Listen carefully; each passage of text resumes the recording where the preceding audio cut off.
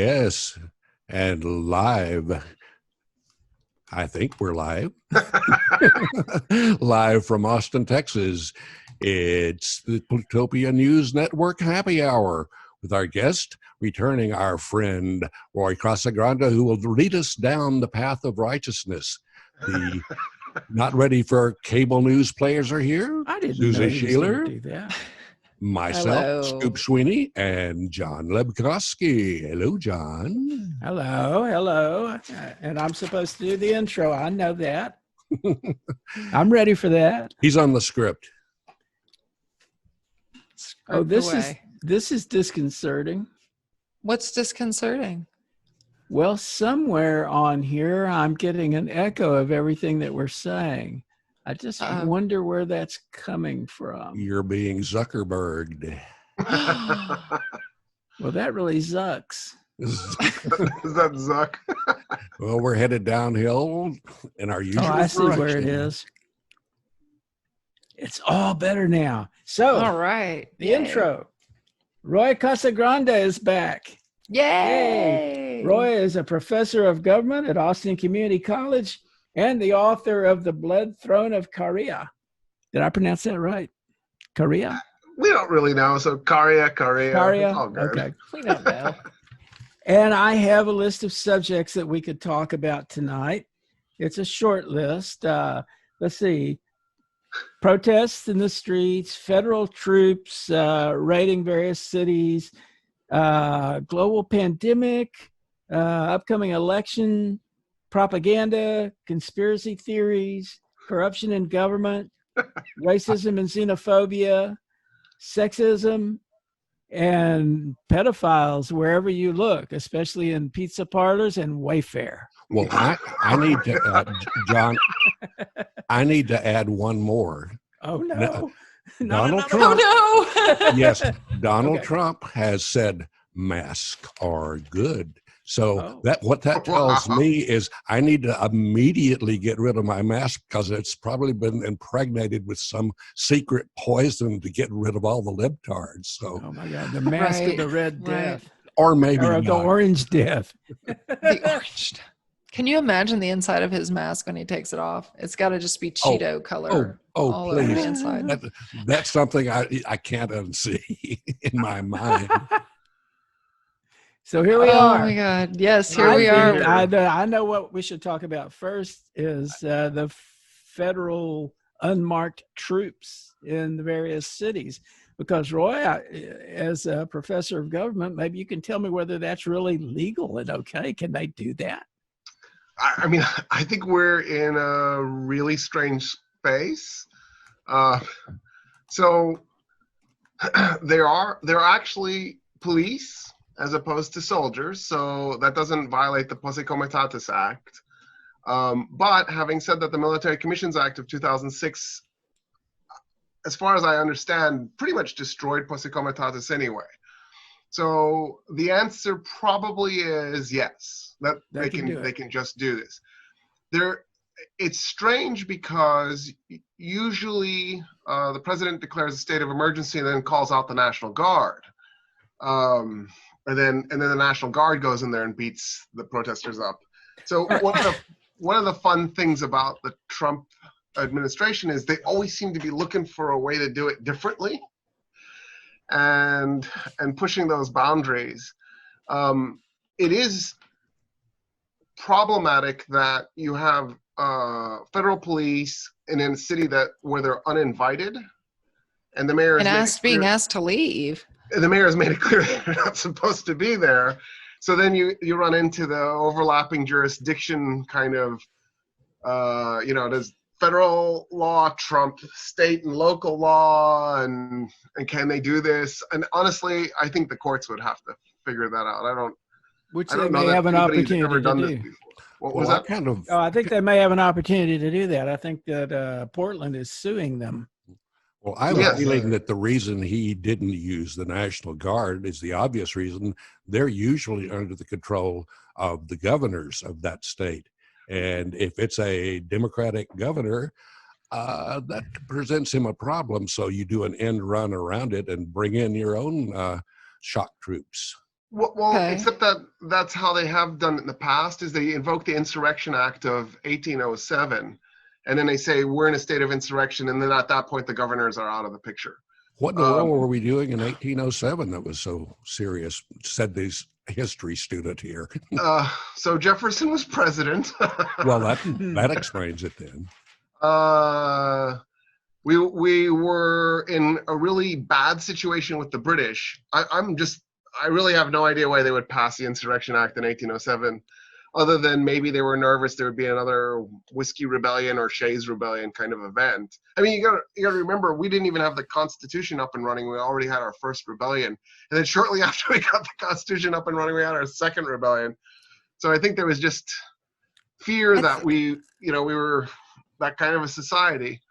Which we may have proved to be. Mm-hmm. Well, I think we're a lot more docile than. Oh, yeah. Yeah, I think. Complacent. I think we are way more docile and complacent than we'd like to imagine. Okay, before we go too much farther, though, I want to make sure that. So I think you've made it clear that they can send the federal troops in, but is it okay to send them in without any markings on either the uniformed police or on their vehicles? So I think it's a situation of, because this is never, to my knowledge, this may have happened before, but to my knowledge, this has never happened before. So nobody's ever thought to pass a law figuring out what this should look like. So in 1992, I believe this is the last time the Insurrection Act of 1807 was invoked. It was because of the Rodney King riots. And then President George Bush Sr. just simply called out the National Guard, and the riots were put down with the National Guard. And I mean, that's the normal procedure. You don't call in federal police because they're police. They're not soldiers to do this. And they're ICE agents. They're also ICE agents? Yes. Some of them. Yeah. Some of them. Some of them apparently are. Okay. Yeah. ATF. By the way, I have seen federal police at protests before. And it was always disturbing and jarring because you're like, who the hell is this? I don't recognize this. What is this? I could get an outfit that looks like that. Yeah. Well, back in the day, in our generation's protests, the feds were always there, but they were always there disguised as hippies and protesters and sneaking around, taking pictures and getting names, on the sly as part of COINTELPRO. But now they're just openly, hey, we're the feds. You're going to jail. They don't need to hide it anymore. And my question is, all of these police agencies were generally subject to the same standard of, when you arrest someone, you have to identify that you're, what your agency is or what you are. You have to Mirandize them. And I don't know if all of this is taking place. So these people are technically in violation of whatever, agency they represent. So when I was arrested in 2003, the police were dressed in all black. It was APD. They were dressed in all black. They had no name tags, no identifying markers on them, and they were wearing bandanas over their face. So all we could see were their eyes. And I definitely was not Mirandized. But I was dragged across the Bat Bridge. That was fun. Wow. But yeah. So to me, this just looks like the norm, only the weird thing is instead of the local police doing it, it's the federal police doing it. And obviously having ICE agents in there is really bizarre. So I posted on Facebook, was it today or yesterday, COVID has made all the time run together. I think Trump's goal is to turn ICE into the SA and then turn the federal police into the SS. I think he is very effectively inciting a race war, especially if he goes into Chicago with these people. He's going to do exactly what he set out to do. If from my opinion, having lived in Chicago, you don't tell people in Chicago what to do. I don't think this will be well received. No. Oh my God. And there are people where they're talking about going in. Those people have guns. They're not. It's not going to be just some kind of peaceful protest. They're talking about going in and taking over that, the south side of Chicago, and it's going to be a gunfight. Period. I recall back in when I lived in the Bay Area, and the Black Panther Party was showing up, as a group, armed, and at that point, they didn't get well received, but they didn't. The police didn't come and get them. But now we see the alt-right guys showing up in full combat gear with their AR-15s, and they're greeted like grand patriots. But you see protesters being greeted like the devil incarnate, and I'm just afraid that someone is going to come up and do that same kind of thing like the Black Panthers did, and it's going to be ugly because there's a very bad thing going on as far as the police culture versus minorities. Of course, when the Black Panthers did that, the NRA was for gun control. Yes. Yeah, it's gun control. Of course. when we feel like it. Right. Well, and we also have the move to defund the police, and I'm sure the police aren't that happy about that particular idea. Even though it's been misrepresented, but right, they're not happy about us telling them they can't shoot unarmed black men for no reason. I am at the point now where I think they kill so many unarmed black men that they're actually doing it just to show us they can. That is not invalid. I don't think. I think there are some cops who get off on that kind of thing. I also think that they're being asked to do way too much. They have 8 weeks of training, and they're supposed to de-escalate a situation where some guy hasn't been on his meds for 6 weeks. That should be, if they're dispatched to do that, they should have someone with them who knows how to handle that situation. And I don't think that, so defunding the police or diverting those funds to, other programs. I actually thought it would be okay if they just retrained the police. I have a feeling, I don't know this for a fact, but I believe that in past years, the police were taught to avoid killing people. And that somewhere along the way, they started telling them in their training, if you feel that there is a threat to your life, kill them, go ahead and fire. Because I think that, I know there have been police killings for a long time, but I think it's really got worse. And it seems to be something that they just kind of do as a matter of course now. It doesn't even feel exceptional. Well, it's about 100 a month. Yeah, it's a lot. And I was watching, there was this cop show called Southland on television. Are you familiar with it? You guys know that? I'm familiar with it. I've never seen it, but I know what you're talking about. It lasted for, 5 or 6 seasons or something like that. It was a good show. And it was like set in Los Angeles. And if the police there felt that they were threatened, they didn't fire. They didn't draw and fire. They avoided it. And if a suspect took off running, they didn't pull their gun out and shoot him. They went running after him at high speed. In fact, almost every episode of Southland had a high-speed chase on foot, with guys jumping over fences, and it was almost cliche by the end of the thing.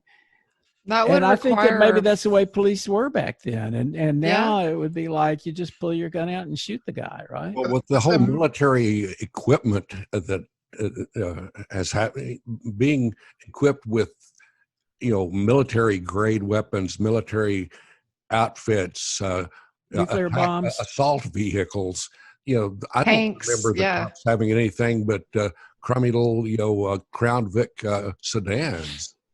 Right. So we have this tendency in the United States to imagine that at one point the United States was a good democracy, and I don't think that's ever been true.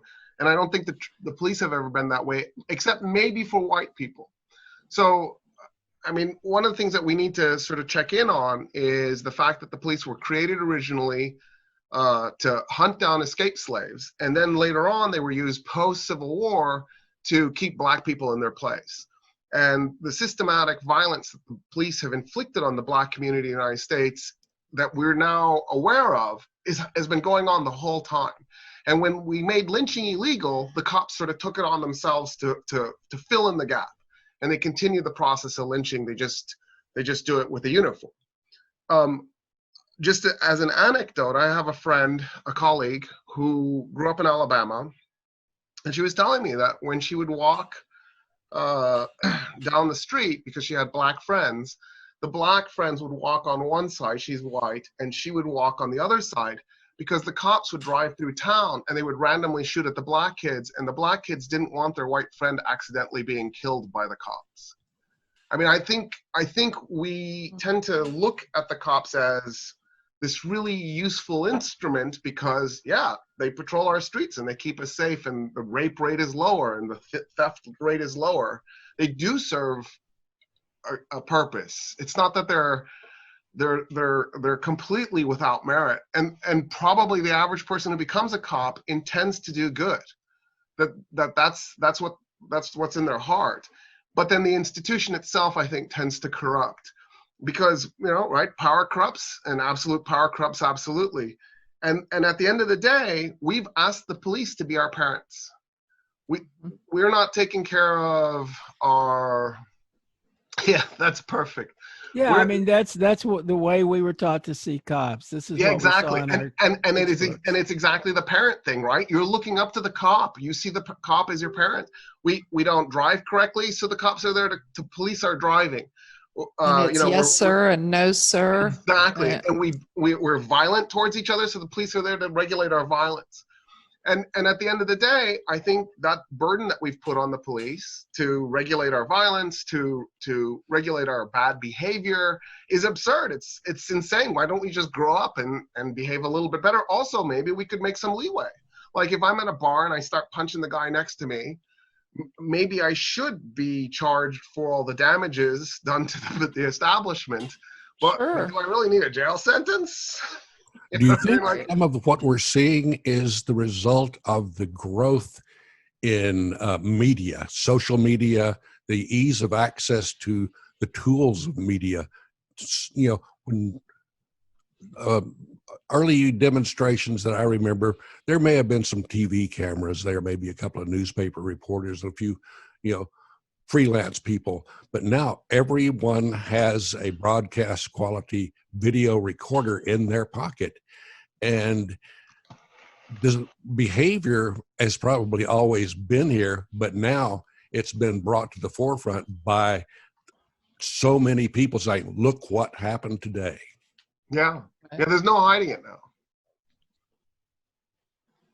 And also, just look at what the cops did in Chicago in '68 when they rioted and attacked the protesters.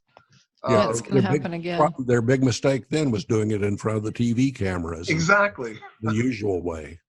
But now it doesn't matter if you do it in front of the TV cameras. I don't know if we've become anesthetized to it or if it's just this bizarre thing that we're going through right now with Trump. I mean, I don't.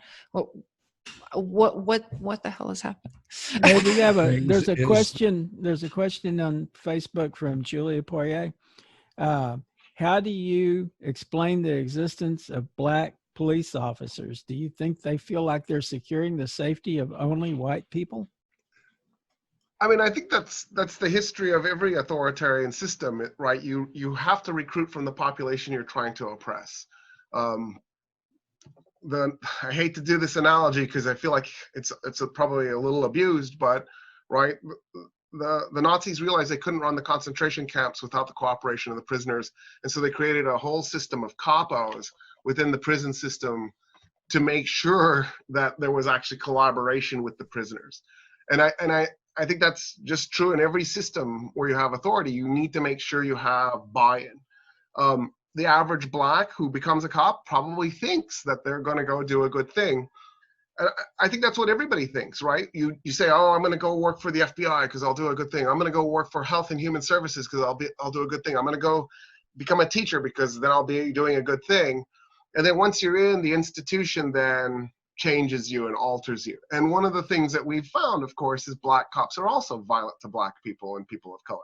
It's an institution that alters people. It's not that the people themselves went in there with evil intentions and did bad things or set out to do bad things. I mean, don't get me wrong. I think every institution has bad people. But that's every institution. That's not just cops, right? Well, yeah, it's just like I can't remember. Somebody was talking about it just recently on the news, saying that The Office, it may have been Joe Scarborough, The Office is supposed to change you. You're not supposed to change The Office. And everybody thinks they're going to change it. And then how many people actually succeed usually just get co-opted and you become part of the system. Yeah, that's where the can't fight City Hall thing comes from. So yeah, exactly. We've had a example in Williamson County with that cop show that got a lot of people into trouble after they recorded, the really horrifying assassination, basically, and the sheriffs up there were making their own little contracts to keep this thing on the air, and it just glorifies bad behavior, and people think, well, if I behave that way, maybe I'll be on TV too. Yeah. These people are insane. I mean, really. And who is this what's his name? Flynn just took an oath to these people. QAnon. Yeah. Yeah. I'm sorry to change the subject in such a way, but I just happened to see this flash by on my screen and thought it was worth sharing. Twitter bans 7,000 QAnon accounts, limits 150,000 others. Who even knew that there were 7,000 QAnon accounts? They're bots. Yeah, probably. And they've all moved to Parlay. I don't know if that's what they're calling it. Maybe Parler. I'm not. It's the French spelling Parlay, and it's and in fact, instead of retweet, they call it an echo, which I find really funny. That is. Because it's almost a complete alt-right white male, and a few crazy females, but it's like their Twitter. It's their alt-right Twitter. John, what's their catchphrase? Which QAnon? The QAnon catchphrase that they always have in all their hashtags. I was trying to remember it, but my senior citizen status prohibited that. I didn't realize they had a catchphrase, but it's something that a person could certainly. Well, they're crazy, and they're everywhere, and they're all Trump supporters, and I don't know if they're different from the MAGA people or if they're the same MAGA people, only fortified. Well, I mean, it's kind of a mystery. Oh, it's the WWG1 what is it? Where we go one, we go all. That's what you were talking about. Echo. Where we go one, we go all. I mean, that sounds very like Three Musketeers. So sounds very stormtrooper. Not a terrible thing to say. Well, I mean, it's hard not to agree that pedophiles are not good, right? So their rap is they're trying to take down a bunch of pedophiles, but the pedophiles are pretty much any people they don't like, Right. It is kind of weird though. They're talking about how, well, there's this elite bunch of pedophiles that are very powerful people, and then suddenly this Jeffrey Epstein thing kind of surfaces. Yeah. And there's a lot of conversation about that. It just turns out they're all Trump's friends. Yeah, exactly. So, or Bill Clinton's friends. Let's not leave him out of this. Definitely don't leave Bill out. Well, he deserves it. Anyone. In Trump's press conference today, he defended the woman who enabled the whole thing with lining up all Ghislaine Maxwell, girls. Ghislaine. He wished her well. You heard Barr tried to get in to see her, And her attorney said, absolutely not. Wow. It makes you wonder Yeah. what to say. It's crazy. Why did he want to see her? You have to wonder. If you speak, the emperor will kill you. Mhm. Precisely. And he has 0 clothes. It's a frightening thing. That woman, I think, I don't know if she's going to she's got nothing to lose, right? Nothing to lose. Nothing to lose. So there is no Her reason life. for her. Well, exactly. But does she want to try to save her life as far as the government goes? Or do you think that she will be killed? Like, regardless, even if she names names. I mean, they just It's killed a the little judge's son. Yes. It's a little bit fishy that Jeffrey Epstein supposedly committed suicide and Yeah, he nobody didn't was commit paying any suicide. attention. And I He know was that's a weird, suicided you for know. sure. I mean, On I don't want to Suicide start a Watch. bunch more conspiracy theories myself because there's enough of them in the air right now. But that did I seem think a we're little just weird. talking about one. Yeah, I think this one's already been established. So we're just talking about this one. But Rush Limbaugh, how about him wanting to eat people? That's a fun I topic. missed that. What's Oh, happening? yeah. He wants to eat people? Mm-hmm. He said, listen, we need to get pragmatic like the Donner Party. We need to think of this as we think of the Donner Party and adapt to what we need to adapt to. And, you know, it was a callback to Alex Jones, essentially saying that he was sizing up his neighbors to see, you know, if he would be able to, drain this one and dress it and make it into jerky. Just, A couple and of Dan guys who Patrick didn't pay asking attention people. to history class and see how the Donner Party was treated by history. Yeah. Well, they don't seem to care. They think that, you know, you do what you have to do. I mean, they're the same people who believe not only QAnon, but that the earth is flat and there's no evolution and there's no climate change. So we're going to see ads on Limbaugh's show for Soylent Rush. Yeah. That's basically what this is, I mean, I think, how do you just ask an entire generation to kill themselves? Wow. Ooh, I can't unsee that face, please. I know. Sorry. A true That American. is odd. I had not heard that one. Yeah, isn't that good? That's a good one.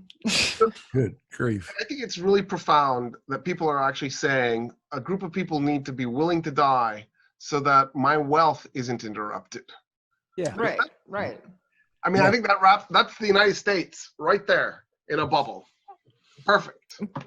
Yeah, Exactly. we don't need Granny and Grandpa. We just need a good economy. What are they doing for us anyway? Just dragging us down. They're spending they're spending all that money they get from the government. Yeah, we'll get our trust funds. Right.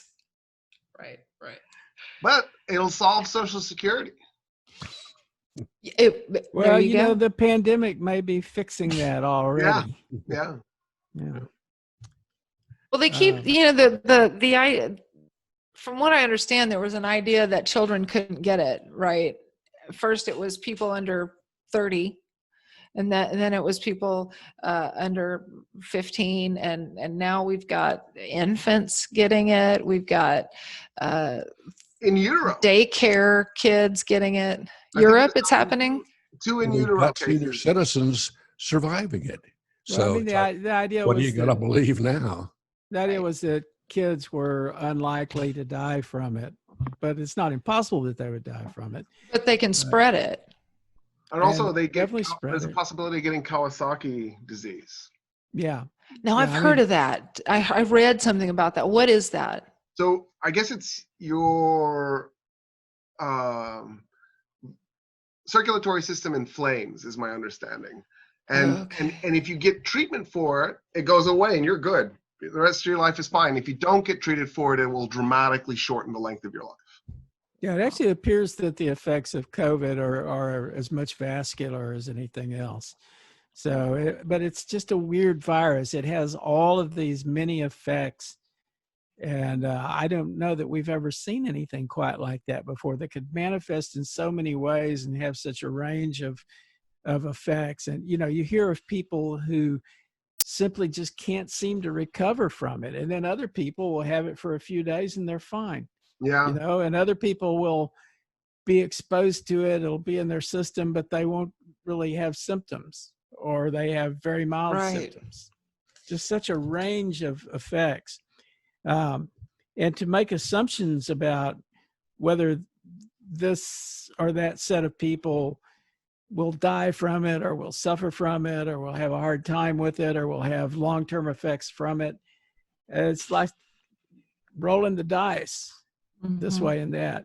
And I see these guys on Facebook, like mostly like, business guys who have investments. One guy in particular is like a CEO among CEOs kind of guy. And they're saying, well, not that many people are dying from it. We're really going to be okay. Yeah. Say, well, yeah, but the hospitals are going to be overwhelmed. I said, no, the hospitals, there's plenty of space in the hospitals. And it says, yeah, there is. But as we open up, there will be less and less space in the hospitals. And you have to see that. And they said, well, I don't see it. I don't think it's going to happen. And it's happening, of course. And the hospitals are filling up and the ICU beds are full. And DeSantis just came out and said that they had plenty of room at the hospitals and the ICUs. And he said that right after a breaking news that said that they were at capacity or over at ICU beds in Florida. I mean, what is the disconnect here? Does he just go ahead? In Rio Grande Valley, they've been just devastated to the point where they just had to fly a ICU patient to either Lubbock or Amarillo to one of the medical centers up there, because there was no place to put them. So they're flying 700 miles to get those open hospital beds. So yeah, sure, they're open, but where? Harris County is also at overcapacity, and they're having to send people outside Harris County. So, okay, so what happens because I'd like to get back just for a second to democracy, because we did say we wanted to discuss that a little bit. Mr. Mann has said that he might not accept the election results and might not leave. So now we've got whoever ICE and these federal police that are unmarked. Are they going to protect him? And will the military? I don't think the military will protect him. I think they want to go in and drag him out, quite frankly. But what happens there, do you think?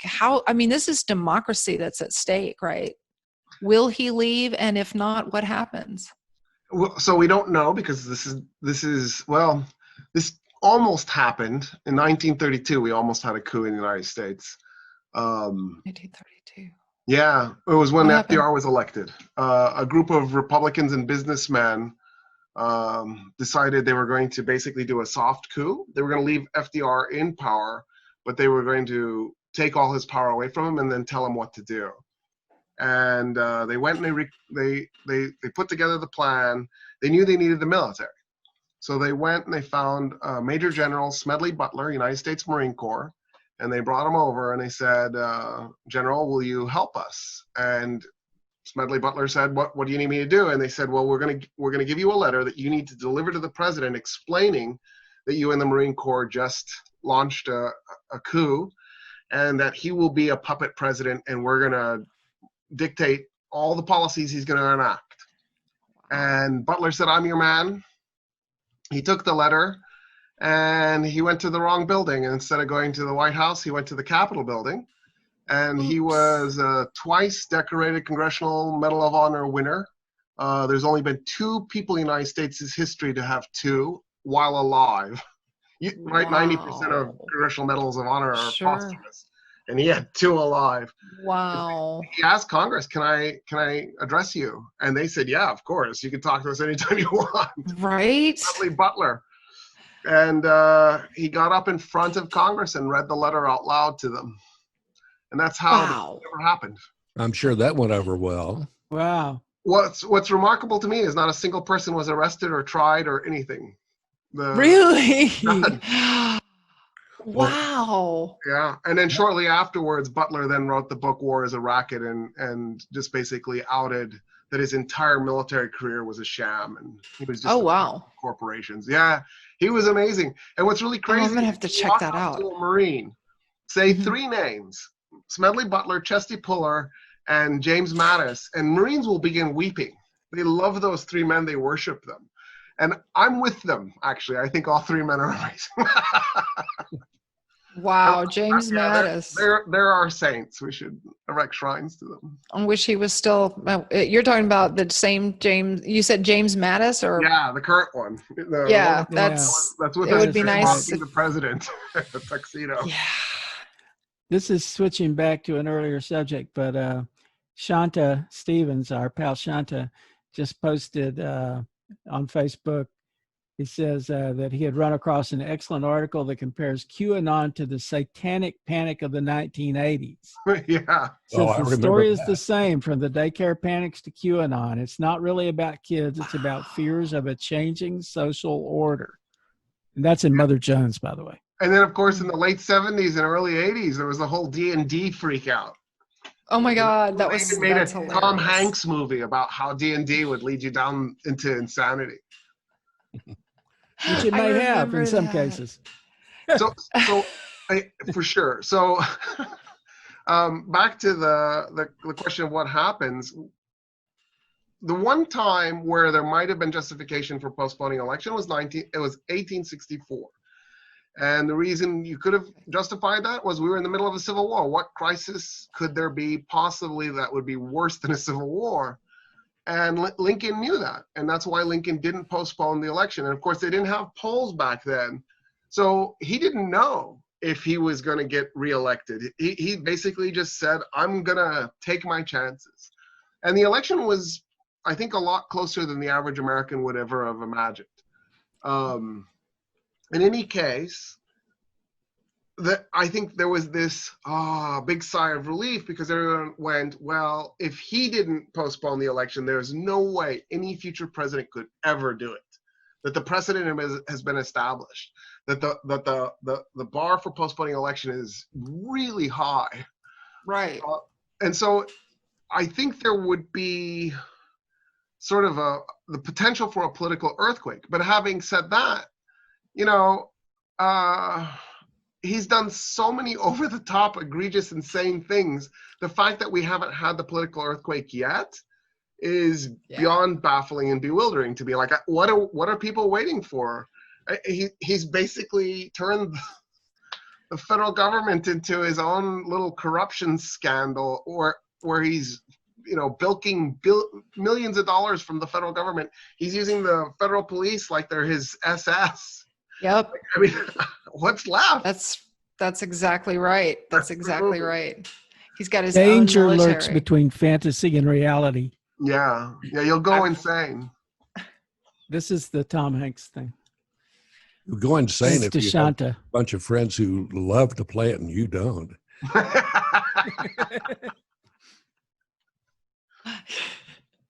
Yeah. I was not a Dungeons and Dragons person. Were you guys?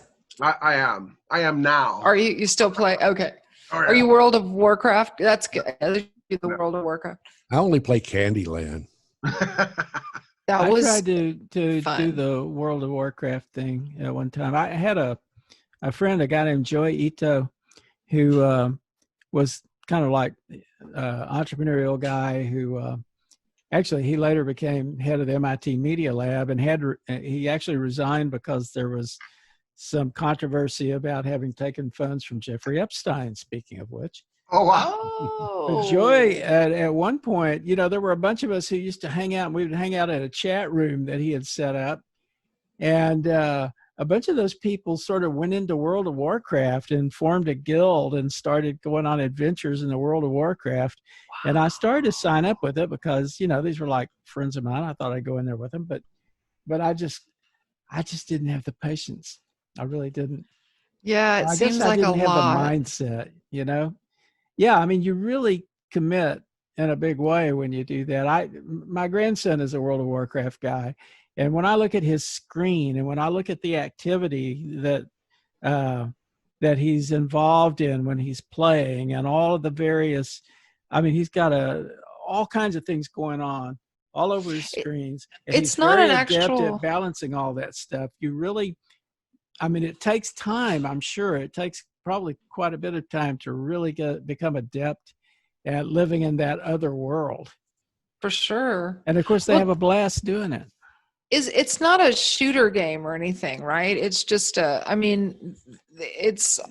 it's a community. Yeah, you're in a community with people that you know and like, and you go on quests and you slay dragons and cool. Or whatever. Yeah. You have sword fights, I guess. I mean, what is that movie that Spielberg came out with about this exact thing? I think is it was about a kid who was in virtual reality and actually met with other kids in virtual reality, and they came together and saved. Do you know what I'm talking about? You're not thinking about Ready Player One, are you? That's it. Yeah. Is it like that? Is that what basically it is? Yeah, except it's set in more of a sort of the framework is like old England kind of framework. Oh, okay. Okay. Game of Thrones kind of framework. Got it. Okay. Yeah.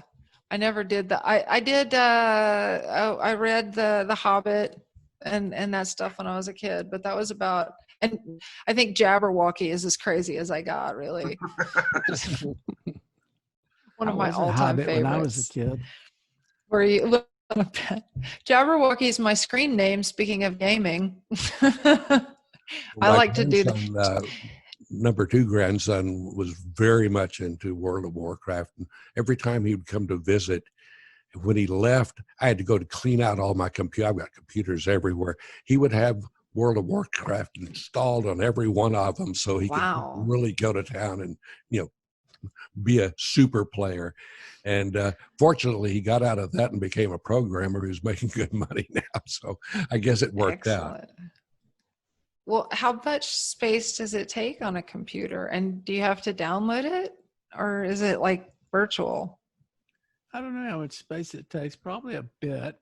Yeah, it's pretty graphics intensive. So that takes up a lot of space. Plus, it really, sucks up your bandwidth on your internet connection. Yeah, when you're a dedicated gamer, you get like a high-powered machine and a specialized mouse, and I mean, you really want to get optimized for the load. The load on your computer's memory and the bandwidth load, because you're going to be interacting with people, all over the place. And then you get the headset and all that stuff, and you do the what I've noticed is like the shooter games. Twitch account, okay. But I've noticed that the shooter games seem to be very militaristic. Do you think the Army comes up with those games? Do you think the military has people working on inventing those games? I think they have their own games, that they come up with. Shanta just posted something that says there's a new movement to increase representation of cultural diversity in D&D.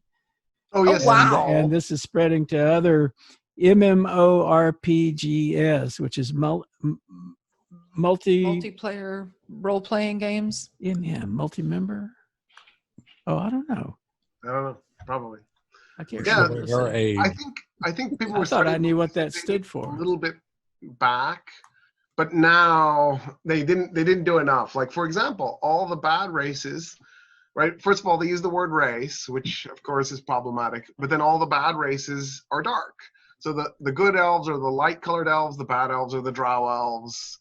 The orcs are bad and they're brown, right? And the goblins are bad and they're brown. And so there's this sudden like, wait a minute, maybe we shouldn't be doing this. Yeah. Have an organization protesting the changes. You're getting rid of historical figures. By the way, that's massively multiplayer online role-playing game.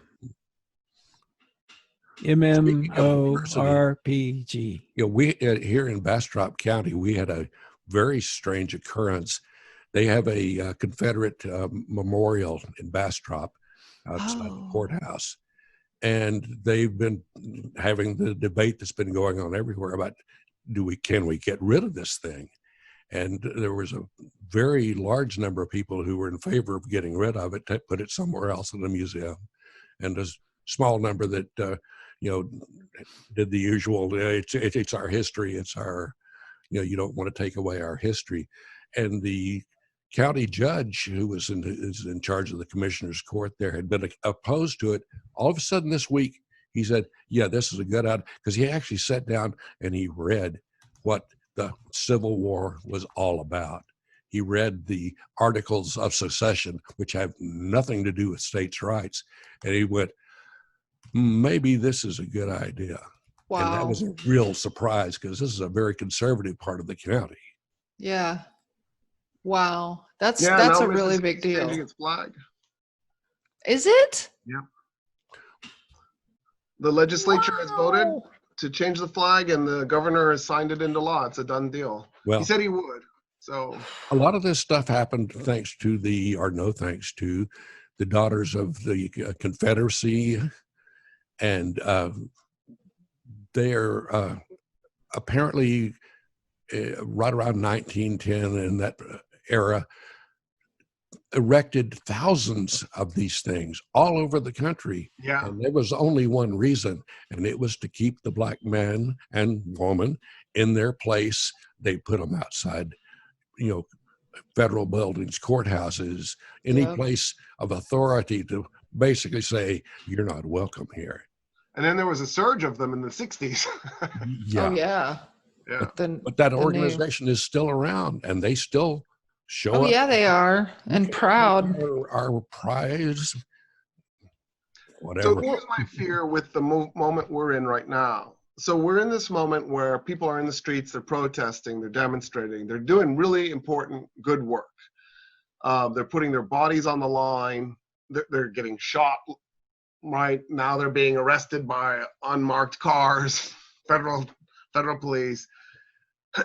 My fear is that we're going to do what we've done almost every time that we've had a moment like this before, which is we're going to change some of the symbols. We'll change a flag here or there. We'll get rid of a monument here or there. We'll rename a school, but we won't change anything institutionally. We won't. Yeah, that's what I was thinking.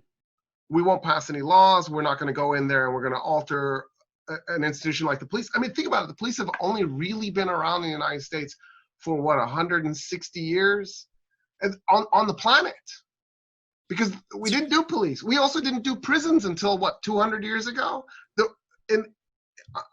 In the medieval Europe, the only people who went to prison were the nobles. Right. Nobody went to. Why would you imprison your labor force? And for what? Like if a person committed murder, you just killed them. Well, but there's one way to look at this where it might seem a little more possible is that right now we have the pandemic, and the pandemic seems to be opening the possibility of facilitating a reset. And at the same time that the pandemic is going on and people are having to rethink, I mean, the economy is liable to just circle the drain and go down, right? I think it looks like it'll go down worse than the Great Depression. Yeah, and we have to reinvent the economy and maybe rethink the way the economy works.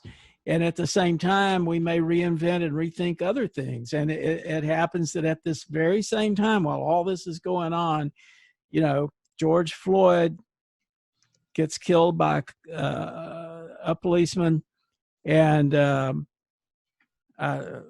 that sort of opens up the whole conversation again about race, which we keep thinking that we've resolved.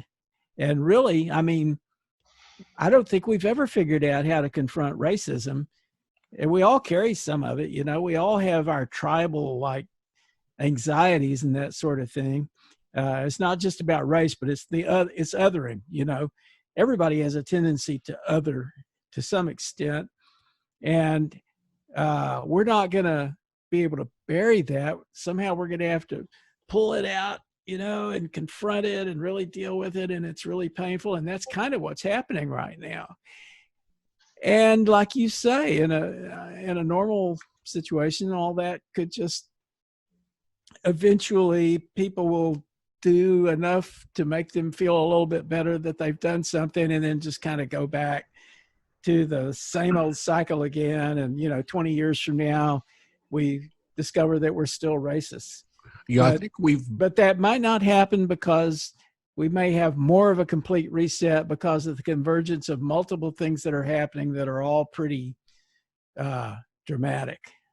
I mean, it's worth remembering that Michael Brown was shot in 2014, and I think there were a lot of people thinking in the aftermath of that, the Ferguson riots, and then the subsequent murders like Tamir Rice that came after that, that surely we were at that moment and nothing happened. And, you know, there was Occupy Wall Street, nothing happened. And then there was the anti-war protests in 2003, and nothing happened. And there were Women's March. The Women's March, nothing happened. And I'm just saying that maybe something could happen now because we have a whole other thing going on that's completely turning things upside down.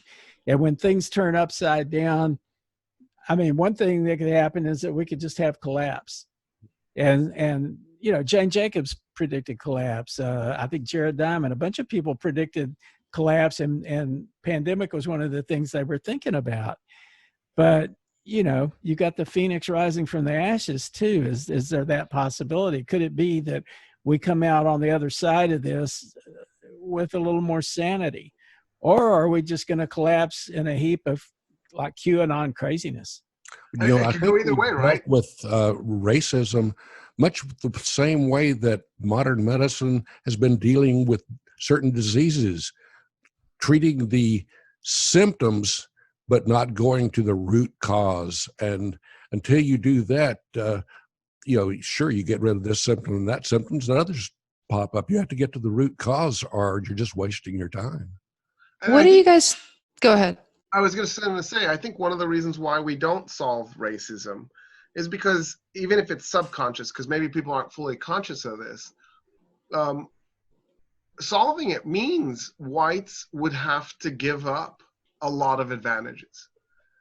Like, you know, Asheville. Have you heard the city of Asheville is giving reparations? They are? Wow. Yeah. That's amazing. I know, right? They just voted to do that. So is that a step in the right direction from what I think it's totally a step in the right direction. I think another step in the right direction is apologizing.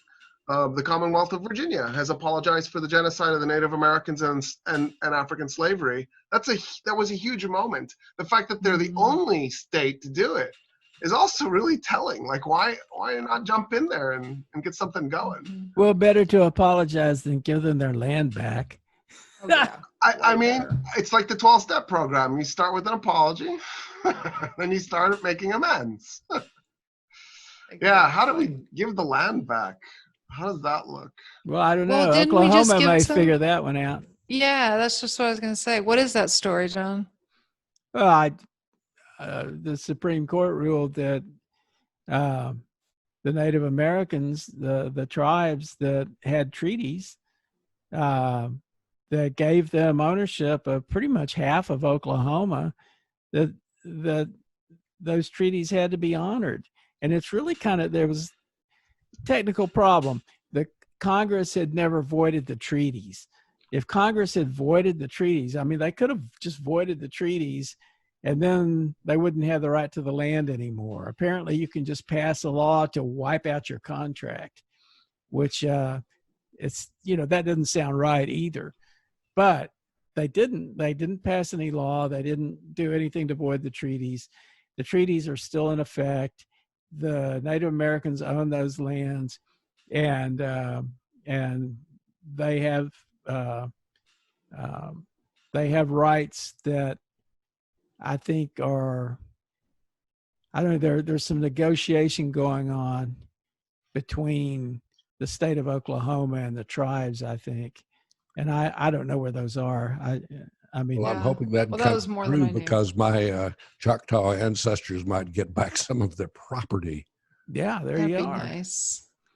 You may have some acreage you didn't know you had. Yeah, and I just found out I have a Cherokee great-grandmother, so I have dual citizenship in Oklahoma. Awesome. I will give a 5-minute warning. We have 5 minutes left. And let's see, on my list, we've talked about maybe 2 or 3 of a dozen things. No, we have more than that. I think one of the things that we haven't talked about, maybe we could talk about real quickly, is the election. There's supposed to be one in November. There is supposed to be one. Really? And Supposed Roy, to be. Roy, what do you think about? I mean, do you think that this election is going to be rigged? Well, I don't think there's any reason for anybody to assume otherwise. This would not be our second rigged election, just for the record. We've been rigging elections at least since 1800. According to John Adams, the first election in 1789 was also rigged. So we've been doing it since the beginning, almost certainly. But Adams was a narcissist, so take what he said with a grain of salt. I have no doubt the Russians will try to interfere again. It's worth pointing out that it wasn't just the Russians in 2016. The Chinese, the United Arab Emirates was also interfering. Israel was interfering as well. So That's right, I just heard. we have layers of foreign countries interfering. The first time I know that we had an election that was swung by foreign interference was 1968. President Tew and the Nixon campaign worked to get Nixon elected. And then, of course, Reagan worked with Rafsanjani to swing the 1980 election. And in 1992, George Bush Sr. actually asked Prime Minister Major of Great Britain to interfere in the election, and he agreed, and he attempted to, but that didn't work, obviously. Right. No one. So do we think Joe Biden should make a friendship with Vladimir Putin, maybe? Yeah, I think what we should do is we should vote in really large numbers. Because if people turn out and vote in really large numbers, you'll overwhelm the cheat, because the cheats can't be too Yeah, it's got to be a egregious. close election, right? They need to be believable. So, like if California votes Republican, nobody's going to believe that. So Right. it needs to be a state that you could buy swinging. And then if people vote in large numbers, they'll simply overwhelm the cheat. Well, And that, what by the way, about the same is true for gerrymandering. So if you live in a gerrymandered district and you would just go vote, you could overcome the gerrymandering if enough of your friends did so as well. I Trump take doesn't issue want- with that. I was going to say, this is why Trump doesn't want mail-in ballots, right? Yeah. What That's about right. the interference by people, or not people, organizations within the country, the lobbyists for big corporations, the PACs? I mean, that's a source of a lot of interference. And that's every single election in U.S. history. I mean, they've always been controlled by money and the big money people. That's why they loved republics so much. Because in a monarchy, you don't get to say who the leader is. But in a republic, you get mad at a guy, you just fund the other guy and knock him out. Yeah. And that gave big business the ability to control the political class. The trick is, are we going to take that power away from big business and make it our own? I feel like we're getting closer and closer to socialism. I mean, the closest we've ever been anyway, I hope. At least since the 30s, anyway. Yeah. Well, in my Yeah, lifetime. the 30s were exciting. End of show logo has appeared. This has been a marvelous evening. Thank has you, been. Roy, for coming and Thanks for having me and letting me out of my our COVID. harebrained schemes. Well, and we hope that you'll come back again and be a Absolutely. regular. Yeah, that'd be great. That'd be fun. And incidentally, All right. my neighbor Carol says hello. She was one of your students at one time. Oh, wow. You, You're you probably don't remember all your students, do you? I get about 500 a year. So. Yeah, no, I get it. But this one was Carol. This was Carol. Got a last name. Maybe I'll recognize the last name. One All right, you guys, love you. Thank you for everything. I'll talk to y'all soon. off we go. Thank Bye. Good Thanks a lot. night.